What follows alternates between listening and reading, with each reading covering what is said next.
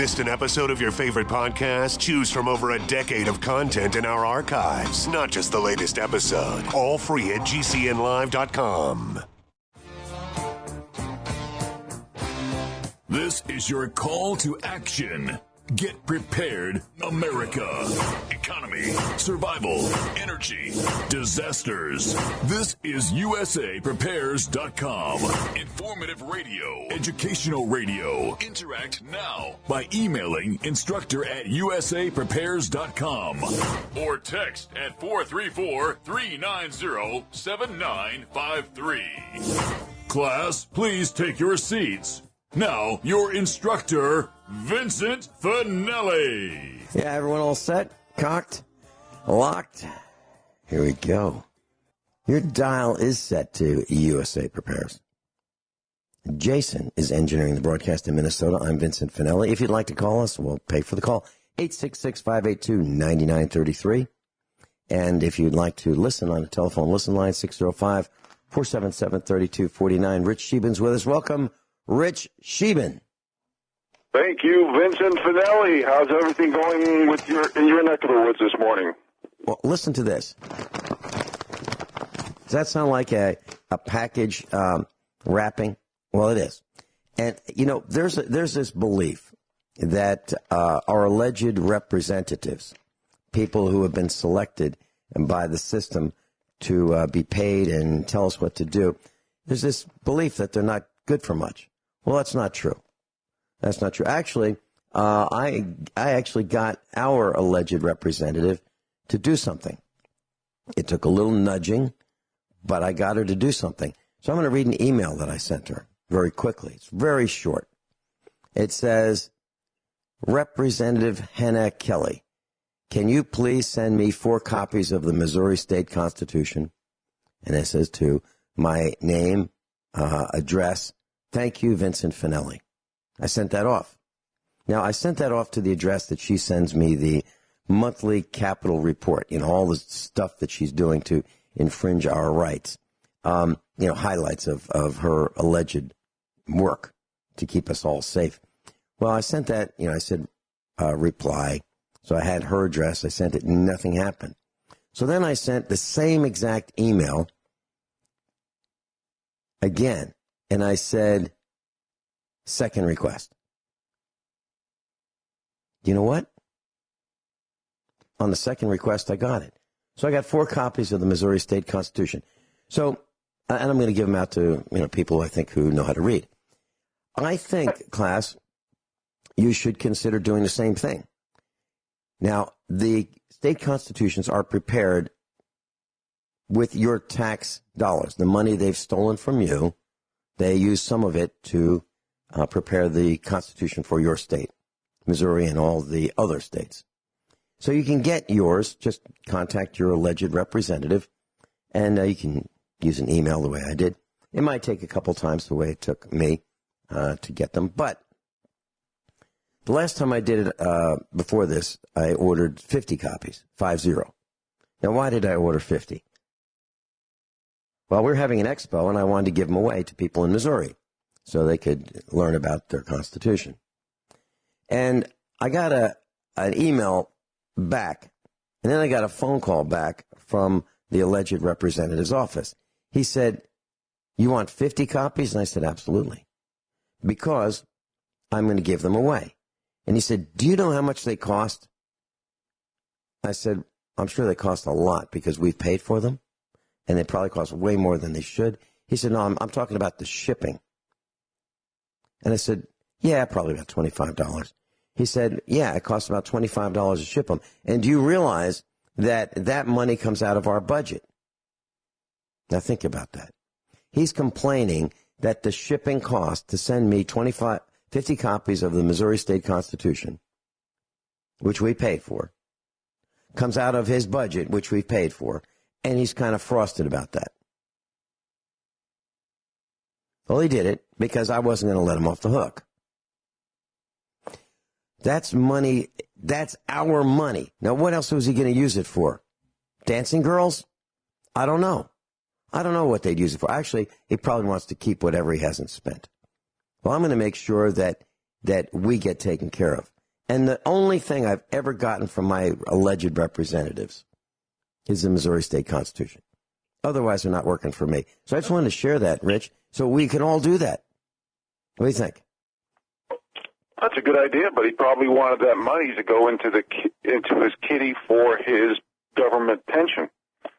When you hear about all these different programs, like the rain tax in New Jersey, is there anybody dumb enough to really think that's what it's for? Hell no. It goes into their coffers so they can feather their own nest.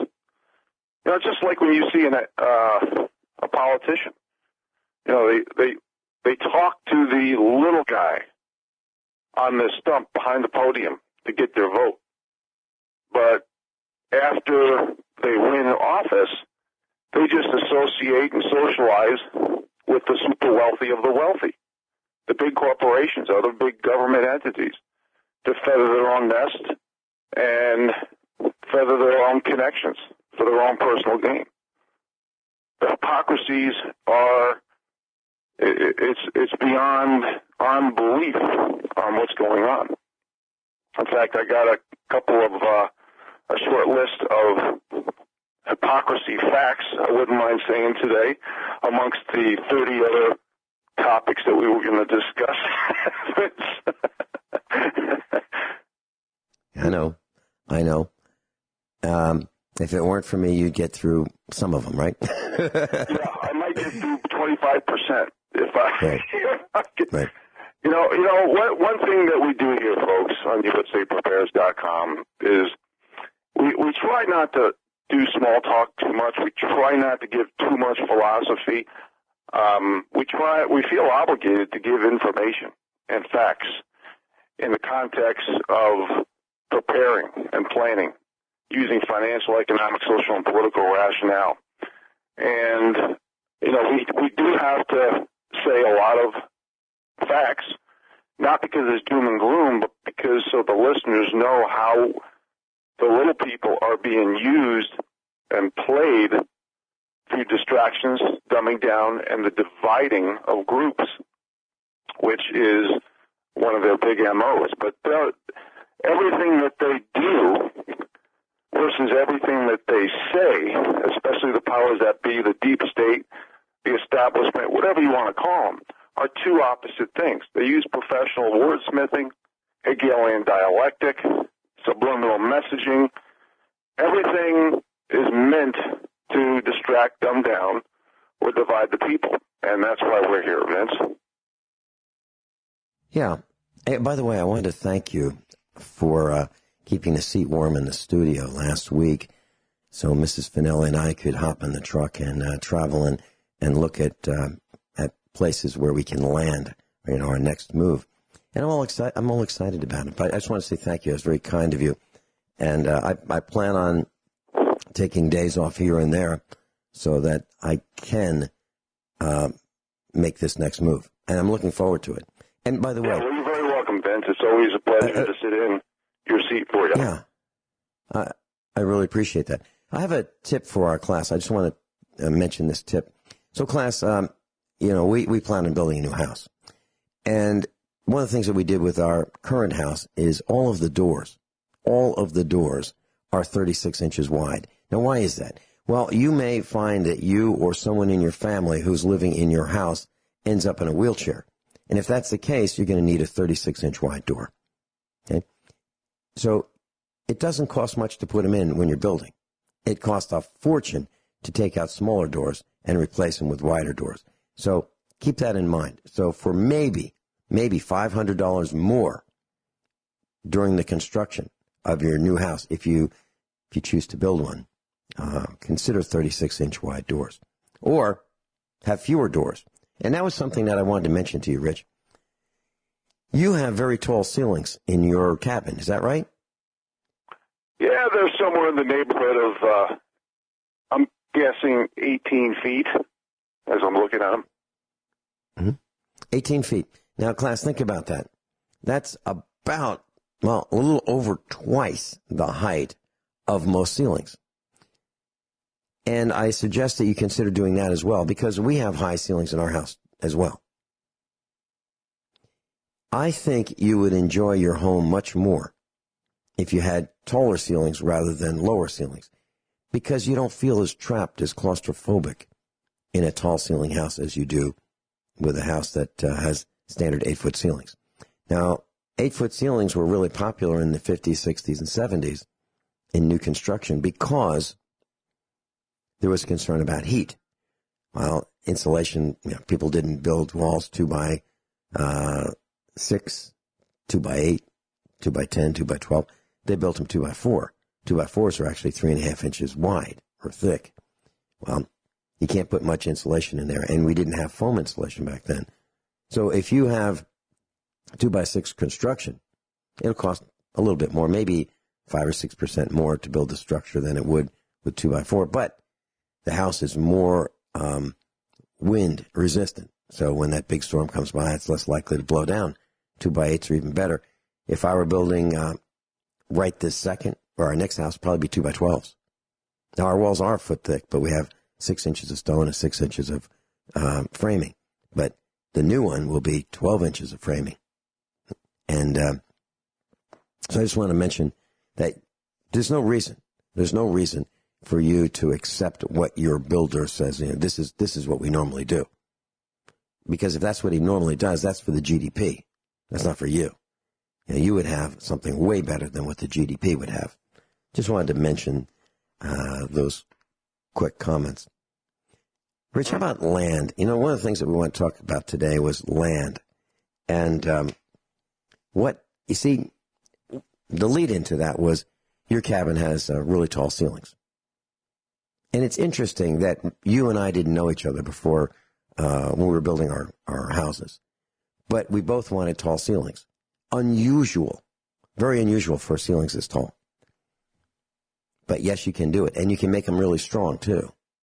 And that's what you did, and that's what we did. So you don't have to accept someone else's mistakes. And that's what most people do, because most people are not strong enough to build their own house. Is it easy to build your own house? No. Can you do it? Yes. What does it take? It takes paying attention. It takes research. It takes looking at all kinds of plans and deciding what set is close to what you want, and then modifying them for your lifestyle. That's what it takes. That's what Rich did, and that's what we did. And neither one of us bought someone else's mistakes. We made our own mistakes. We'll be right back. Rich Sheben's with us.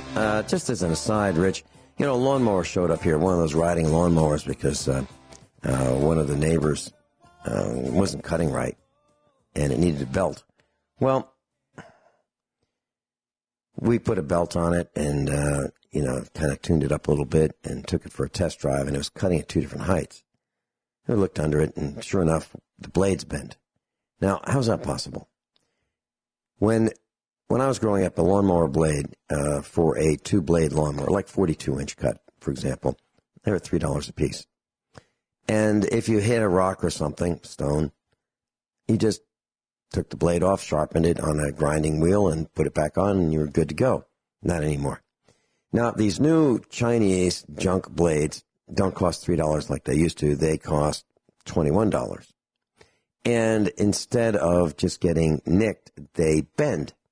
Yeah, they bend. So you get to buy new blades. More about what you've been talking about, what we've been talking about for years now, the disposable society. So instead of just being able to sharpen your blades, you have to buy new ones because they're so flimsy. And they cost way more. It's just one more example of what's going wrong with America. We've decided that, heck, we don't need to make lawnmower blades anymore. We can buy them from China and package them and put a U.S. label on them so it looks like it's from a U.S. company, but it's imported. And it's this cheap reused steel that's not very strong. Just one more example. Land. What do we look for in land, Rich? Well, first of all, before we start, Vince, we've had this conversation privately many times, and I'm going to ask you a question, and let's start off with this question. I mean, everybody has at least on this show, has probably been to my website, seen how we live, and I ask you privately, and I'm going to ask you publicly now, Vince, why don't people live off-grid? Why don't people hunt and fish for their meat and fish? Why don't people preserve their food? Why don't people grow a garden and fruit trees for their own produce, fruits and vegetables? Why don't people raise animals, whether it be for meat or other benefits on their hobby farm, if you will, et cetera, et cetera? Why? I know you know the answer to this. Tell the people listening to this show today why, when I ask that question, why aren't people living off grid, making their own electricity, and living this way? What answer do you always give me, Vince? Well, I can give it to you in either 3 words or 10 letters, whichever comes first. And that is, it's up to you. It's too hard. It's too hard. Okay, because if you compare building a solar array to watching TV, it's much harder to build a solar array. You have to get outside. You have to get out a piece of paper and a pencil and a ruler and a compass. You have to draw lines. You have to draw it to scale, unless you have software to do it. I didn't. I did it by hand, and you have to go out and site survey. You have to actually look at the land and see how much fall there is on the land, the slope, if you will. You have to figure out which direction is south. You have to figure out how many degrees up the optimal direction for these solar panels to point is. You have to figure out how it's not going to blow over.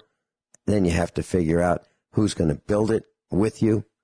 And you have to learn, well, are you going to buy the solar array or are you going to build it? If you're going to build it, what are you going to build it out of? You have to source those materials. Then you're probably going to have to cut the materials.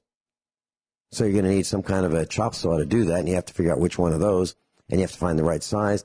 And then you're probably going to weld it. So you need to figure out if you have a welder or you need to buy a welder, and what type of a welder and what type of welding wire or welding rods are you going to use. And then you have to figure out if you're going to paint it and grind off, the spatter to make it look nice and not rust. And then you have to figure out how you're going to anchor it to what. Are you just going to stick poles in the ground, or are you going to make piers? And how big do the piers have to be so they don't blow over with the wind load on the solar panels? And how are you going to make sure the solar panels don't go flying off the array?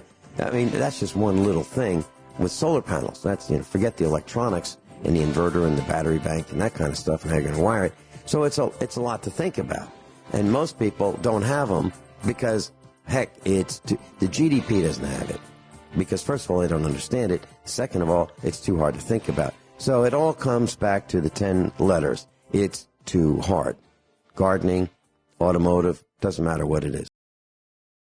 Rich Scheben's with us, off-grid Montana, and Robert Stewart in Kansas, USA Preparedness Instructor, is joining us. Welcome, Robert. Hey, thank you, Vince, for taking my call. I wanted to just real quickly tell Rich why he can't have his meritocracy, because I know he, or at least it seems like he wants one. So I wanted to tell him why he can't do that. Is that okay? Sure, go ahead, Robert. Sure. Okay, you ready, Rich? All right. So the reason we can't have a meritocracy, the way that you explain and talk about so often and teach, is that, this is going to surprise you, Rich, maybe, but it's racist. Okay? So you got to understand that. You got to admit to it eventually. And then also, Rich, on top of being racist, it's also misogynistic. So you have to be a racist misogynist in order to really carry out what you're talking about. And I just hope that's really why you can't have what you want. And it's just something you gotta come to terms with, I think. And once you think about it, you'll see that I'm right, and that's how it is. All right, I'm going to address this, Vince. All right, Robert. I know I've talked about this a million times, but when you these words, controversial, extremist, racist, bigot, sexist, misogynist, homophobe, conspiracy theorists, intolerant, violent, hater with an ism, ist, or phobia on the back of every word. These words don't even mean anything anymore because they've been used every 5 seconds by the mainstream media to divide and conquer the people. Believe it or not, I'm going to give a short answer. But when we're talking about living off-grid, raising animals, hunting and fishing for your meat, harvesting edible medicinal plants, having a garden. I mean, I love going out in the garden and harvesting my plants. And I know a lot of women and minorities who do it also. I have to eat out of a garden this summer because my cooking's so bad. I left leftovers on my counter one day, and there was some dental floss right next to it, and the cockroaches hung themselves because my cooking's so bad. So being able to live out of a garden is fun. And anything that's too hard, like we talked about, Robert and Vince, that's what makes it worthwhile. That's the challenging lifestyle. Now, we live in this era, I'll address what Robert just said, where jobs are acquired by what group you're in. So hard work, effort, proven results, and qualifications, because of political correctness, because the powers that be want to create infighting, they want to create division. It's all divide and conquer strategies under political correct categories, all subsets. We've been politically corrected out of our future. So prosperity for the bottom 93% of income earners is bleak. And this is why we talk about living off the land. Because the powers that be have lowered the bars of standards and expectations for getting a job and keeping a job. So they have purposely insulted the work ethic, the ability, and the intelligence of all these people who are competing because of their group. So what happens? You degrade them, you disrespect them, but you don't empower them because there's no example in history where you empower a group, an individual, or a nation by lowering the bars of standards and expectations for getting a job. This is all meant to make the people submissive and make them break their will. And they use all these politically correct buzzwords, hijacked by definition, to prove their point, which means nothing. And I've given thousands of those examples. So as they demonize, discredit, and delegitimize the people who believe in hard work, effort, proven results, and qualifications by saying all these words and calling these racist, bigots, sexist, misogynist, etc., once you lower that bar of standards and expectations for jobs and opportunity, what they're doing is destroying America. You don't make America better by rewarding mediocrity. You don't make America better by having a law of diminishing returns. Because what it does, it pigeonholes opportunity, knowledge, productivity, innovation, ingenuity to the already wealthy, and makes everybody else a submissive serf. And that's why I say the game is rigged, and that's why I talk about group identity politics, along with central bank corrupt monetary policies, Keynesian economics, and our present demographic situation, entering a new phase of robotics, automation, artificial intelligence, taking all of our jobs. Well, we've had all this political correct stuff going on, Robert, for so many years. Why do you think all these companies have gone overseas? It's not just for cheap labor. When someone tells a joke in the hallway, you can't even have fun on the job, or somebody makes a compliment somebody on their dress attire, all of a sudden somebody who has victim group or protectionist group status calls human resources and attorneys, and there's fines all over the place, and it doesn't matter about proven results or qualifications. We can't compete in our own environment because we have allowed the elite to poison us against ourselves. So for the last several decades, all these companies have gone overseas. While at the same time, we're bringing in illegal immigrants with lower skill sets, lower qualifications, so the elite can have a underclass of slavery, which destroys the middle class. And that's what has happened. Political correctness has destroyed the middle class. So the bottom 93% can no longer control their own destiny. And that's why we need meritocracy. Because all of these things, and this is a great bridge, so I'm going to take advantage of this, you guys. All these hypocrisies and double standards, which I hate those words, and that's why I always call for practice what you preach laws. Just listen to some of these and just think how crazy times that we're living in. Chelsea Clinton gets out of college and gets a job at NBC for $900,000 a year, while her mother, Hillary, flies around the world complaining about white privilege. And if walls and guns were ineffective, then why are all celebrities, politicians, and wealthy surrounded by them? That's basically their MO. It's okay for them, but not for you. In 2018, less than 70 people were killed in mass shootings, but over 2,000 people were killed by illegal aliens. And the Democrats want to take away the little guy's ability to protect themselves. How about Trump's wall will cost less than Obama's care website?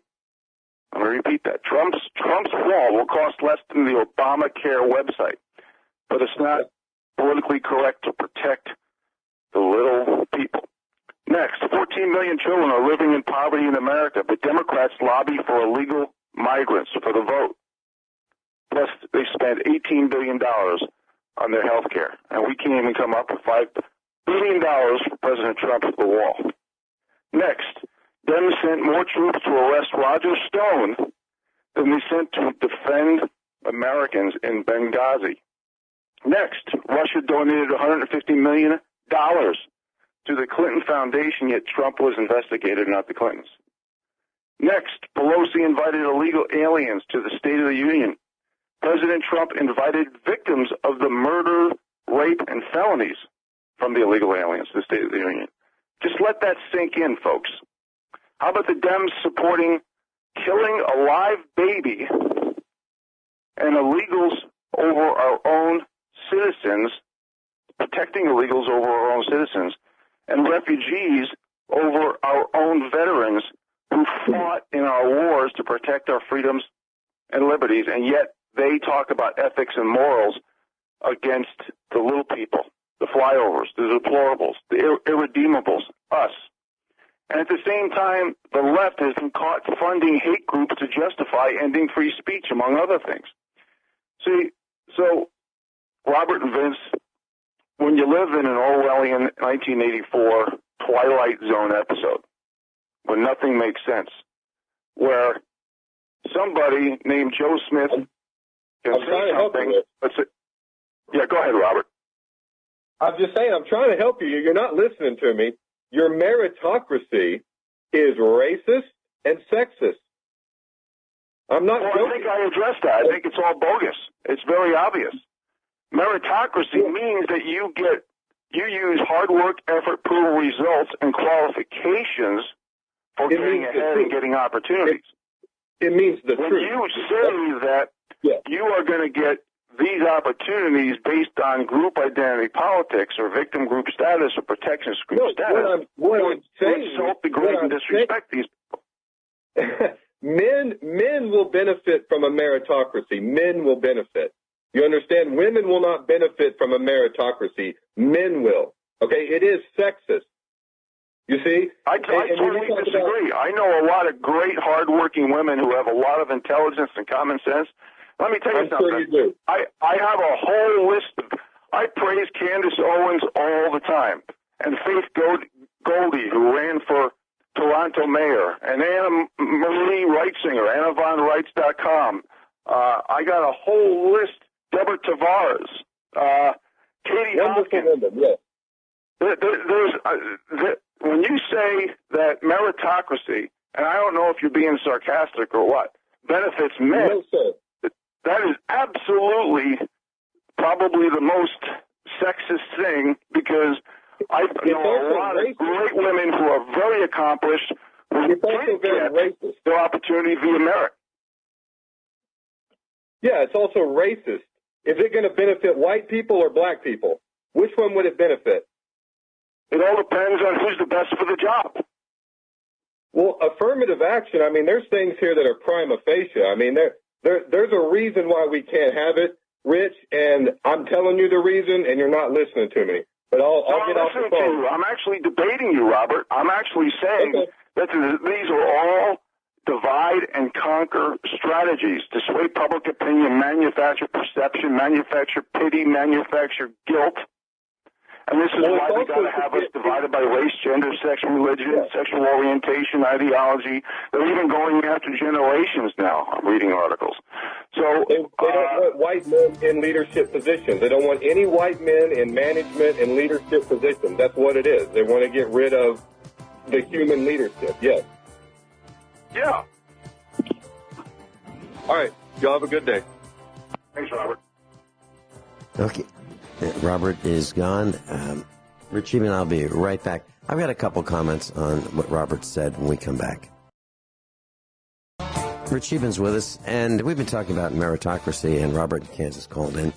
And so what is meritocracy? Well, it's a philosophy. It's a political philosophy that holds that certain things such as economic goods or power should be vested in individuals on the basis of their talents, efforts, achievement, rather than what family you're born into, your wealth, your sexuality, race, gender, or age. So it's based on proven results. How well do you do it? Okay. Well, if you look at basketball teams, it kind of looks like the majority of the players are black. Actually, they are. About 74% of the players in the National League are black. But 13% of the United States population is black. So it seems like if you want to have the best basketball players, you're probably going to want to have a team that's mostly black because of merit. Because blacks seem to, based on the numbers, this is not me saying this. This is based on the numbers. 74% of the NBA is black. It's as simple as that. Well, when Mrs. Finelli she was writing programs for Fortune 100 companies, actually companies that put missiles in space. She designed computer programs for those companies. She was hired as a consultant to do that. She's a degreed mathematician. Well, hardly anybody who was writing programs back in the 1980s was black. Why is that? Well, I have a feeling that based on proven results, the companies that were hiring, I don't think they were trying to discriminate. I just think that they found that more people that could write programs that they wanted were not black. But I can tell you that if you put Mrs. Finelli's programming team, her as a manager, against the NBA players, the NBA players would mop the floor with the programmers, right? Based on merit. Well, some people are better at things than others are. That's just the way it is. Mrs. Finelli is a way better programmer than I am. Way better. Based on merit. There are many things that she can do better than I can. And there are things that I can do better than she can. That's just the way it is. But you know what? We work together. And we strengthen each other. So there's a lot to be said for merit. And if you have a small company and the playing field is level, meaning you're not getting, or the other team or your competitor is not getting advantages, unfair advantages, like government benefits. If it's a level playing field, you absolutely want merit every single time. You don't want to lower the bars and standards. Let's talk about lowering the bars and standards. So in 1992, there was this gal by the name of Stella Liebeck, Liebeck. So she bought a cup of coffee at McDonald's at the drive-thru in New Mexico and spilled it on her lap. She bought it. She spilled it on her own lap. And she sued McDonald's because she got burned from a hot cup of coffee. Now, if you notice, coffee isn't hot anymore. You can't get a hot cup of coffee. Why? Because of Stella Liebeck. She wasn't smart enough to know that coffee comes hot.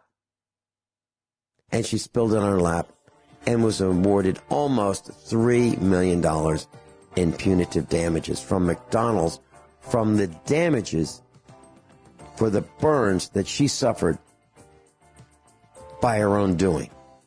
So she lowered the bars for you. So if you want a hot cup of coffee, forget it. Thank Stella Liebeck. It's happened all over the country. Everyone all set? Cocked, locked. Hour number 2. Rich Sheben's with us, offgridmontana.com. I mentioned basketball teams. I mentioned merit. I mentioned that small businesses do not survive unless on a level playing field, unless merit prevails. But, there are things that upset the level playing field, and that would be government intervention. I know companies that are minority companies. So minority companies, well, they need a handout. So it's not based on merit. It's based on what group you're in. So the government will help you defeat your competitors if you're a minority. So it's not fair to the competitors because you're getting a handout if you're a minority. No kidding. Rich Sheben?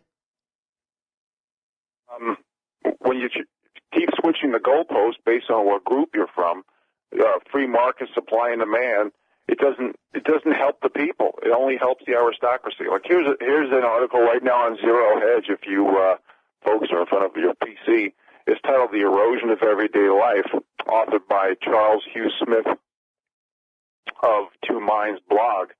And basically, I'm just going to read a couple of excerpts from here. But our era is characterized by the decline of liberty and the distortion of capitalism to serve the few at the expense of the many.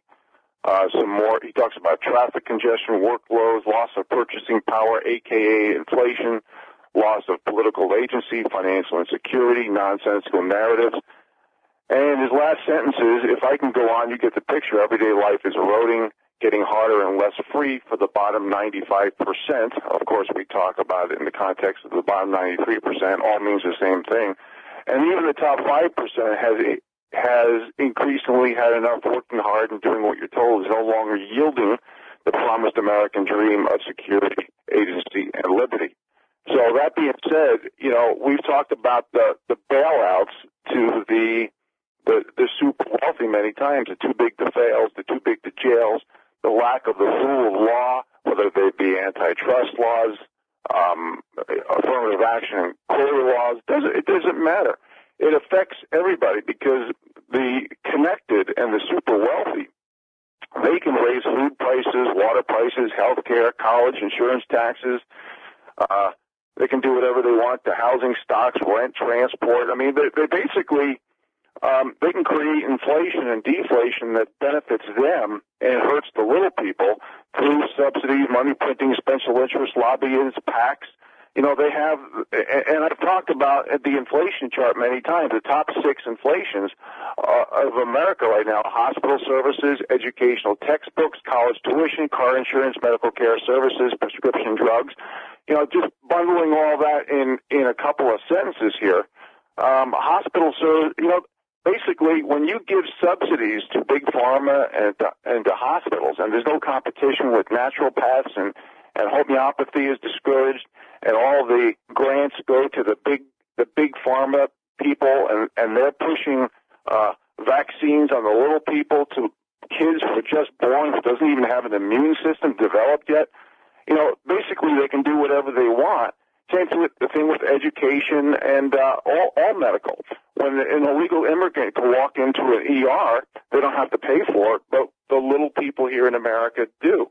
Same thing with everything to do with education, whether it be the textbooks or the tuition. Okay, when you have an illegal immigrant walking into a college, and they can even pay sometimes, not only get a free ride, but sometimes even pay residential tuition. That's called cost shifting. Everything is cost shifting. Car insurance, that's in the top 6 for inflation here. When illegal immigrants come to this country, they don't buy car insurance. They're lucky if they have a legal driver's license. So when they hit you on the road, your insurance company, and AKA you, have to pay for the increase in premiums through cost shifting. So, when we lower the bars of standards and expectations, folks, based on what group you're in, it destroys the middle class. It destroys the people. You think that's why I went through that list of hypocrisies, okay, earlier in the show. Everything they say, they don't do. And that's why I keep talking about practice what you preach laws. If President Trump could have practice what you preach laws, a great majority of all this corruption and manipulation and nepotism, et cetera, that controls the whole system will work its way out. And you never empower a nation or a group or an individual by lowering the bars of standards and expectations for a job. And I know we went off into a tangent here today, Vince, but I think it's appropriate that I go into my high jumper analogy. I'll try to be as quick as possible to give it context. What my high jumper analogy is, folks, is let's say I was an employer and I was hiring high jumpers. Let's say that was the skill set that I needed for my business to succeed. So back in the day, years ago, when America was great, what we would do is we would just set the bar at 6 feet. Even though if we had 500 applicants and 1% of the people fail or pass the 6-foot-high bar, I would have a very easy second interview. I would talk about your workout ethic. I would talk about your diet. I would talk about your skill sets. I would talk about, maybe do you take drugs, things like that. All my questions for the second interview after they passed the high jump test on the first interview, because the bar I put high at 6 feet, were all related to hard work, effort, proven results, qualifications. Now, today, as an employer, I can't do that because the powers that be says, like Robert says, you're a controversial, extremist, racist, bigot, sexist, misogynist, homophobe, intolerant, violent, hater, conspiracy theorist with an ism, istophobia at the back of every word or an anti in front of every word. So now, what has happened, we've lowered the bars of standards so much for getting a job and keeping a job. Me as an employer, I can't keep the bar for the first interview at 6 feet for my high jumper employees. Now I have to have it at 6 inches. Well, what happens? 495 people pass because only 1% fail instead of 1% make it. So 99% of the people, or 95% of the people, I have to interview. So let's say I'm interviewing 495 people. How do I do a second interview of 495 people? I've got to separate my applications based on sexual orientation, based on gender, based on skin pigmentation shades, based on maybe philosophy, maybe ideology, maybe their whatever sex they do or religion they practice. See, this is what's happened to America. This is why America has been destroyed from within, because you never, ever, under any circumstances, empower a people, a nation, or a group, or an individual by lowering the bars of standards. All you're doing is insulting the people you're insulting their work ethic, their ability, and their intelligence. In other words, you're degrading them, you're disrespecting them, and you're rewarding America with mediocrity and the opportunities, because of now that we're in a country of law of diminishing returns, the opportunities and the productivity is only going to the very few at the top. And we've destroyed the chance of prosperity for the bottom 93%, or according to this article, the bottom 95%. And this is why we're talking about buying land. This is why we're talking about living off grid. Because we live in an era where jobs are required. You get a job based on what group you're in, and not hard work, effort, proven results, and qualifications. We've allowed ourselves to be drunk on the Kool-Aid of political correctness, that we've eliminated prosperity and dreams and our future because of all these subsets under political correctness. And that's why I talk about the hypocrisies. That's why I give examples on how we've been distracted, dumbed down, and divided as a group. You know, you hear the mainstream media calling the people on the right Nazis. Think about this. They're the most authoritarian, communistic, socialist, tyrannical dictatorships, totalitarian fascist that's out there. But they're calling the people on the right. They're the ones that want to control the media first. They don't want us citizen journalists. How come they want to control the police and let Antifa basically create all this violence and crime and the police sit back? That's not the right, that's the left. Who wants no due process? That's the left. The left Nazis. Who wants government schools controlled with curriculum and teaching kids how to be sexualized at the age of 6 and choose their own gender? That's the left. Who wants to get rid of home schools? That's the left. Who wants private property invasion by police? That's not the right, that's the left. Who wants voter fraud and election fraud? That's the left. I got 3 articles right here. Feds dropping child porn cases to avoid revealing surveillance system information. I'm not making this up. This is a legitimate article. Next article. No jail for school bus driver who raped a 14-year-old girl. Last article here, in this context. Father guilty of violence for not using a trans team's preferred pronoun. A judge made a father guilty of violence because he did not use his trans team's preferred pronoun. You can't make this crap up. These are obvious articles that they're trying to give rights that to the kids that supersede the parents, and the kids are going to have the terrible life. They're going to be victims of pedophilia. They're normalizing pedophilia, and they're going to say, well, kids, if they can do all this, let's let them vote at 11. It's all telegraphed, people. This is why we dovetail financial, economic, social, and political rationale with political correctness and prove to you how the people are being distracted, dumbed down, and divided. And you're listening to people on the left who are calling people Nazis on the right when every attribute that they do, every authoritarian behavior that they do, every dictatorship, fascist, tyrannical behavior they do, they're blaming the right for. And this is why we go into specificity like this. Liz? We'll be right back. We'll be right back. Rich Sheben's with us, offgridmontana.com. We homeschooled all of our children. And one of our children started attending the university at age 14. And the university was within commuting distance. And we would drive our daughter back and forth to school every day until she became old enough to drive a vehicle. And so I taught her how to drive the family trucks at a very young age. And I taught all of our children, including our daughter, how to replace the brake shoes, the brake pads, how to change serpentine accessory belts, cooling belts, how to change a flat tire, how to recharge air conditioning systems, how to check the fluids, and how to change the engine oil, routine maintenance. So in order to drive the family vehicle, our daughter, none of our children were given cars. That never happened. They could use the family car or truck if necessary. Okay? No joyriding.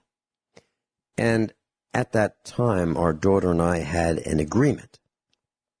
It was actually a contract that she would do certain things in order to use the family vehicle. And there are 21 line items on this particular contract. And items such as headlights would be on at all times. That was in an era when you had to be smart enough to turn your headlights on. New vehicles don't think you're smart enough to do that, so they turn on automatically. The engineers have decided, or the marketeers, or somebody at these major manufacturers of automobiles have decided that you're not smart enough to turn your headlights on. And another line item was that there would be no passengers in the vehicle other than family members. The radio would be off at all times. The windows would be clean inside and out at least weekly or more often if necessary. That she would walk around the vehicle, look at the tires, look at fluid leaks underneath, and so forth every time she got in before she left that parking spot or wherever the vehicle was. So there are 21 items.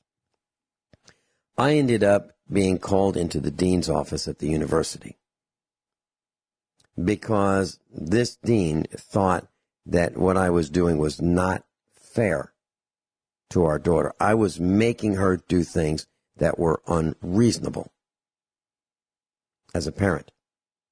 So I sat in this large conference room with Mrs. Finelli, our daughter, and the dean, and it was like I was being interrogated.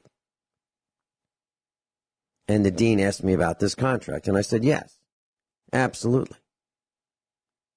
I said, it's our family car. She is our child. I did not get an owner's manual when she was born, and I'm figuring it out the best way I can. But I'm in charge, not you.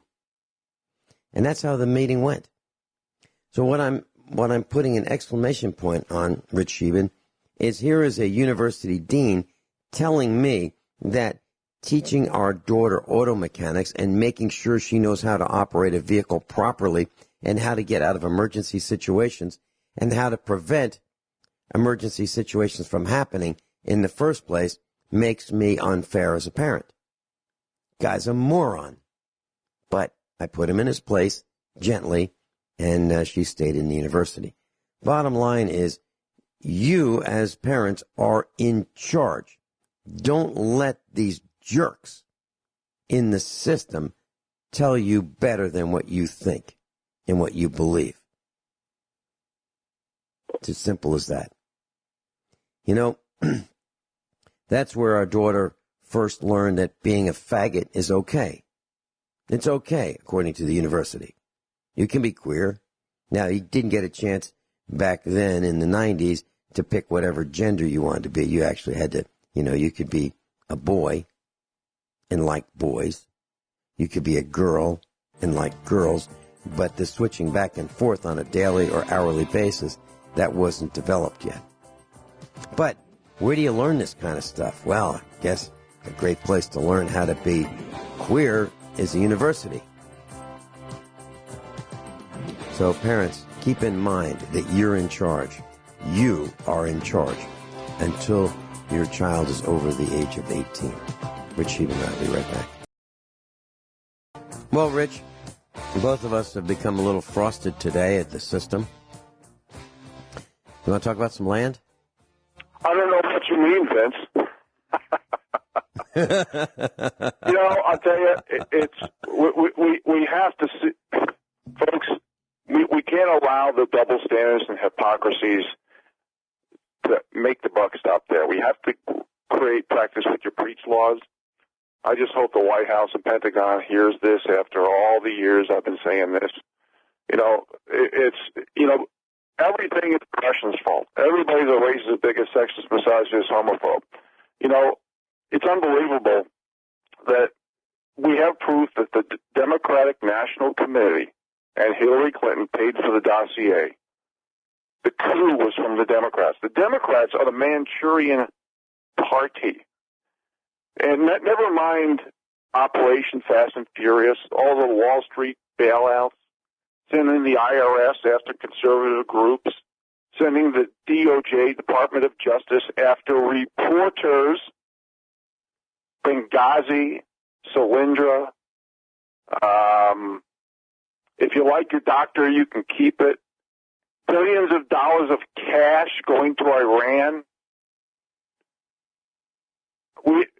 So much proof of Russia meddling in everything, but yet instead of fixing it back in the Obama era, they decided to blame it on Trump when Hillary Clinton was the one who sold 20% of America's uranium to the Russians. And the scandal after scandal after scandal, and no accountability because the elite owns the Democrat National Party. The elite are the globalists. They own the mainstream media. They own all the tools, all the propaganda, including Hollywood, and the people in them. In other words, they're all actors bought and paid for, trying to keep the little guy down so they can't control their own destiny.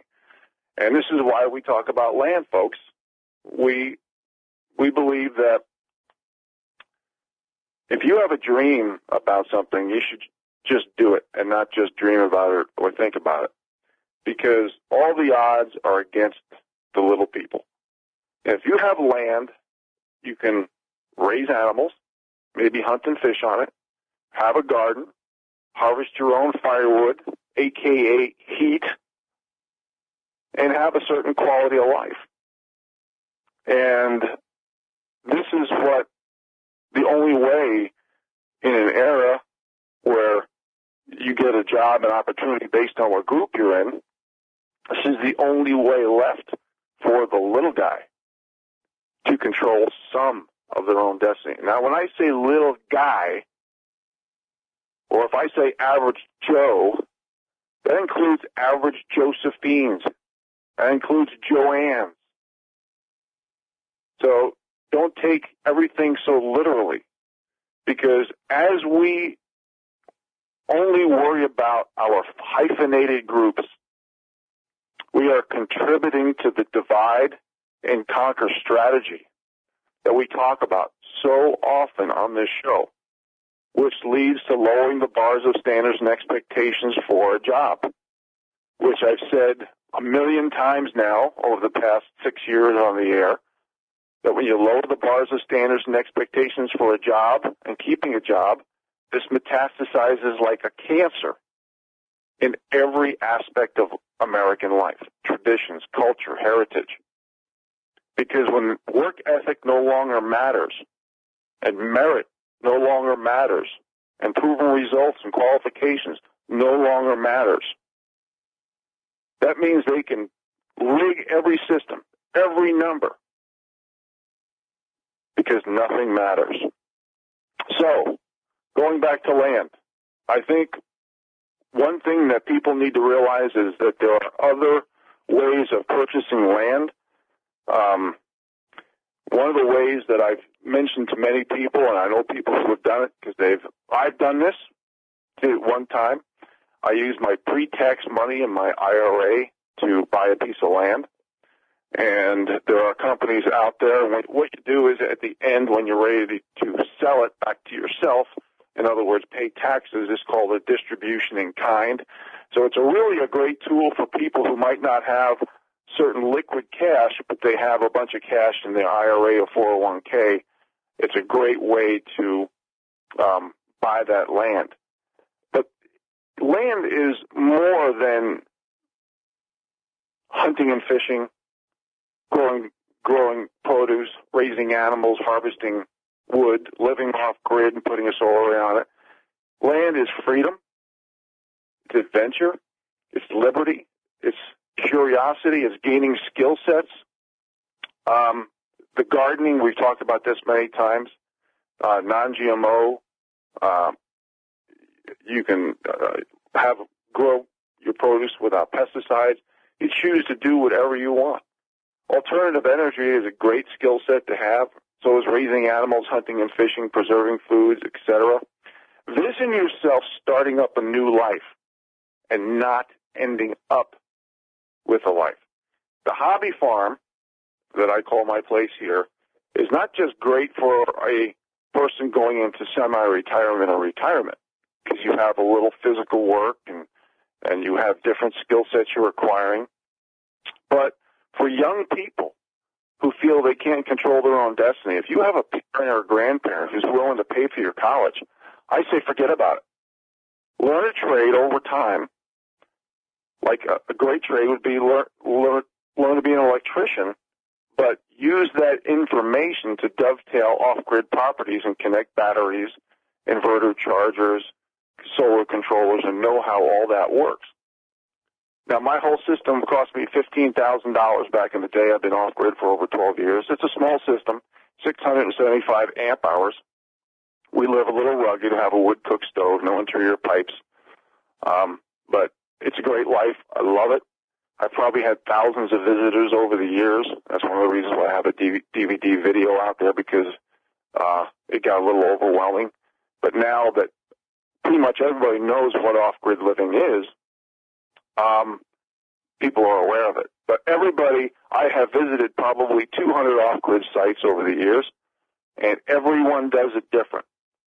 And they do it different based on their needs, their desires, their lifestyle, their ability to live rugged, their capital resources,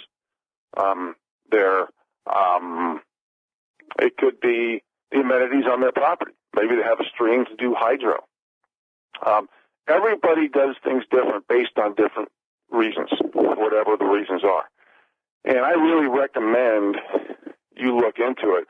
As we, obviously for decades it's been getting worse, but now hard work and proven results and qualifications mean almost nothing. Unless you're in an industry that you can increase the censorship and surveillance like big tech against the people, so the little people can be controlled by the aristocracy, or unless you're part of the distraction, dumbing down, and dividing of America.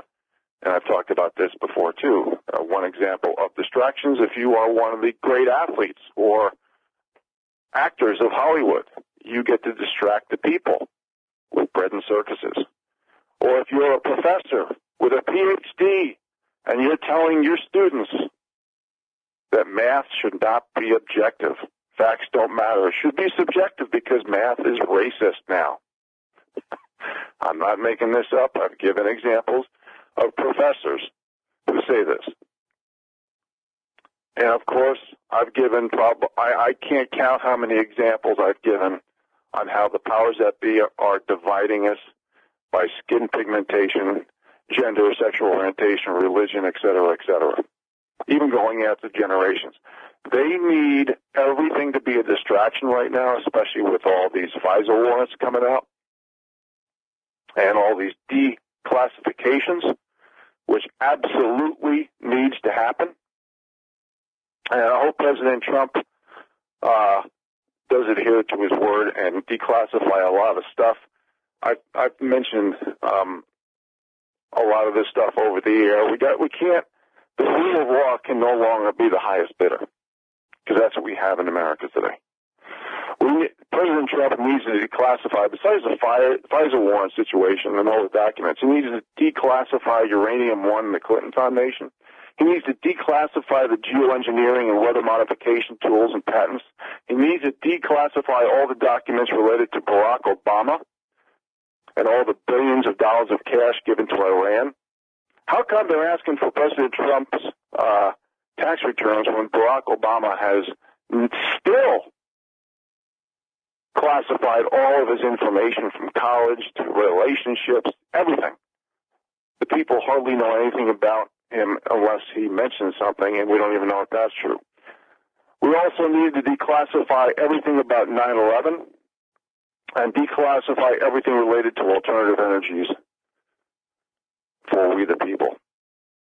Because it's getting to the point that big tech is censoring us. Vince, we talked about this privately. Phone calls. I got so many people from around sometimes the world trying to reach me. They can't. They can't even leave messages. Some people think they're leaving a message, and I get nothing. Same with emails. We have gotten to the point where they are stopping all communication.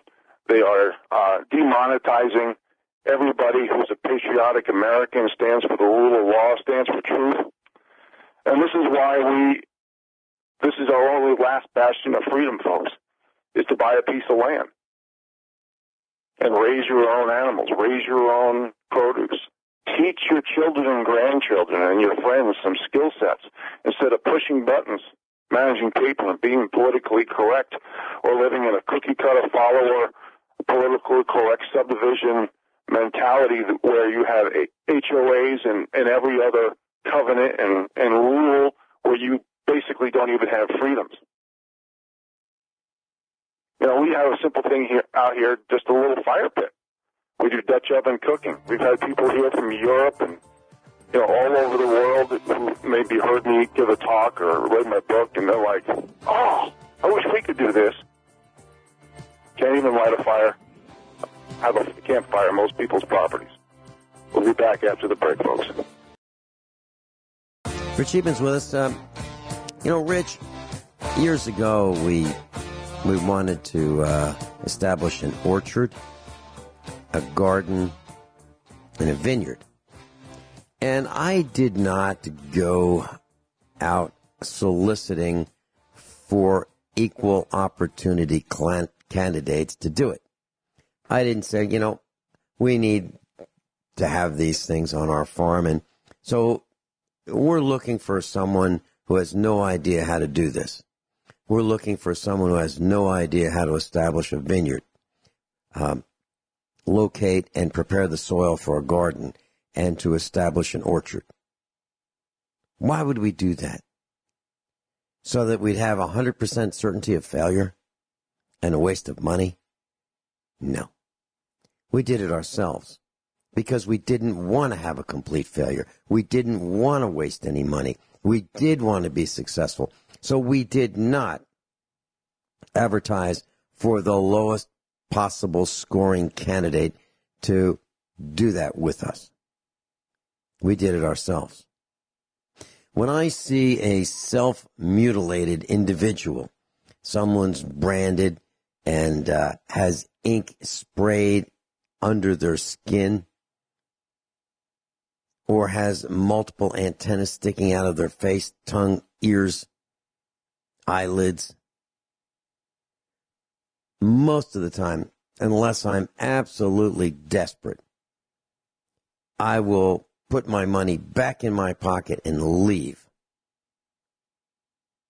I will not participate unless I absolutely, positively have to, and there's no other alternative. And that's pretty rare when there's no other alternative. I will not feed the beast. I won't do it. I don't go to restaurants very often. Hardly ever will I go to a restaurant. I've got to be past starving to want to go to a restaurant or to eat food that other people have prepared for me. I don't want to do it. I don't want to go to other people's homes because, for the most part, because the GDP isn't smart enough to not have cell phones that allow recordings of conversation and images and videos of their homes. They're not smart enough to not have those. They're not smart enough to not have Alexa and Echo. They're not smart enough to not have a security system that's attached to the internet that's feeding live streams of what's going on in their buildings, homes, businesses, offices. Go out on the internet. They're not smart enough to make sure that doesn't happen. They're not smart enough to not have Wi-Fi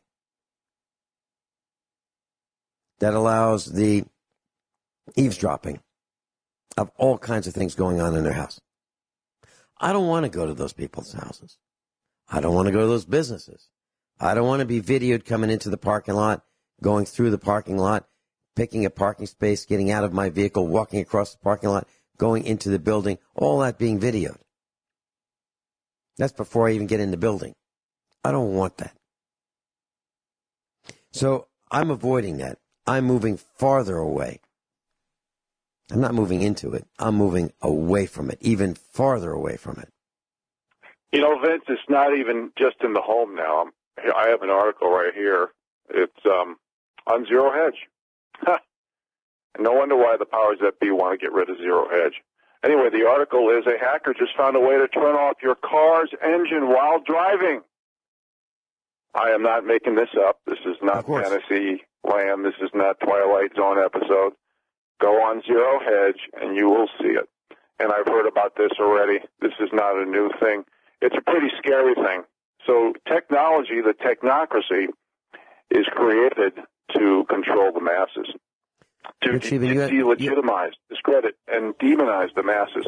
Now, Vince, I know we're seconds away from the end of the show. I just want to, in the beginning of the show, we started out with, why don't people live off grid, hunt, fish for their food, grow their own produce, raise their own animals, harvest their own firewood for heat, et cetera, et cetera. Why don't people, and your answer basically is, it's too much hard work.